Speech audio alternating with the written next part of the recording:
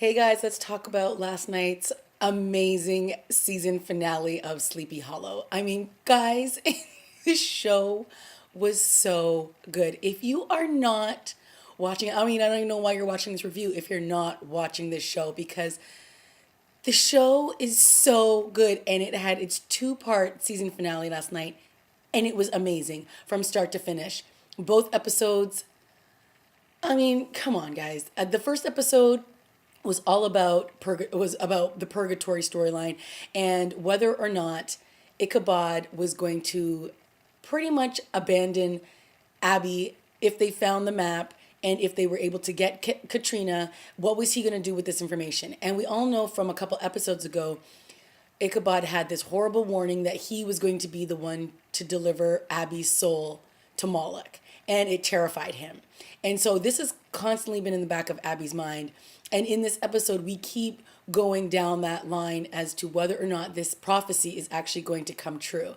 And what is Ichabod going to do when faced with the dilemma of choosing his wife, perhaps, over Abby or anything over Abby? Like, what is the choice going to be?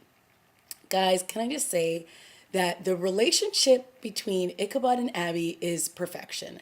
And they have done such a good job since episode 1 developing these two as friends, but so that it feels like it organically grew to where it is now.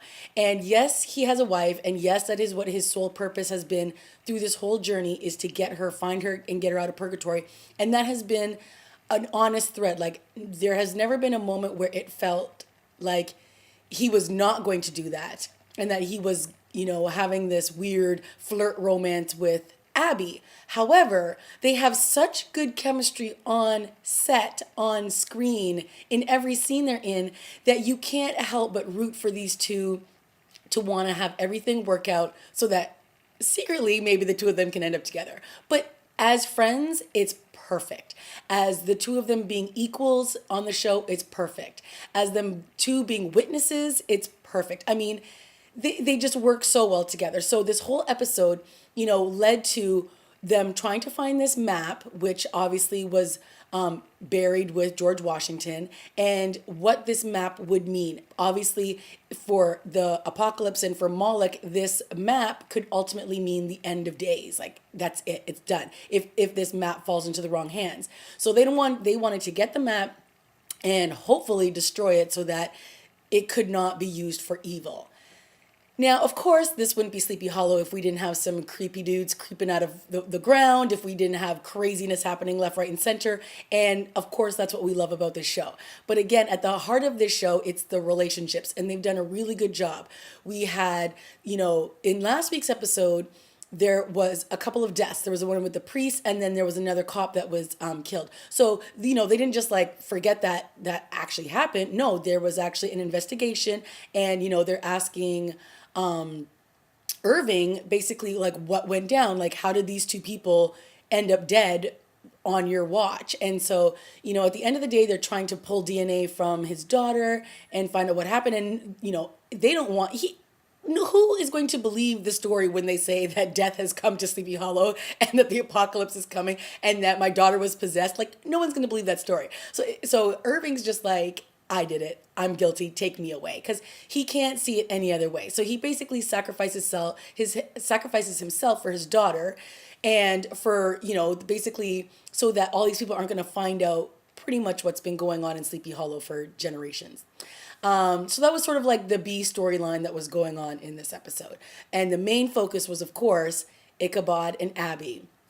And what they did in this episode was really great because they again enlisted the Sin Eater, and they brought him into the fold, and they got him, to help them find out these mystical beads and how that would lead to finding where the map was and how they could end up finding where George Washington was actually buried, because there was all these secret burial grounds, and it was awesome. And then, of course, we had John Cho. Oh, John Cho. Andy, who has been crushing on Abby since, I guess, high school, because he has their yearbook laid out on where he's been staying. And, he comes to Abby's home and he basically warns her again not to trust Ichabod. He says he will deliver your soul to Moloch. Like, you do not want to go this distance with him because you are going to end up on the with the short straw basically.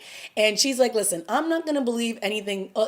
She does believe him because Ichabod even said the same thing, but she trusts Ichabod. And so, hearing this, and we all know that John Cho's character Andy is still, he sold his soul to Moloch and he's basically doing his bidding, so she doesn't really trust him.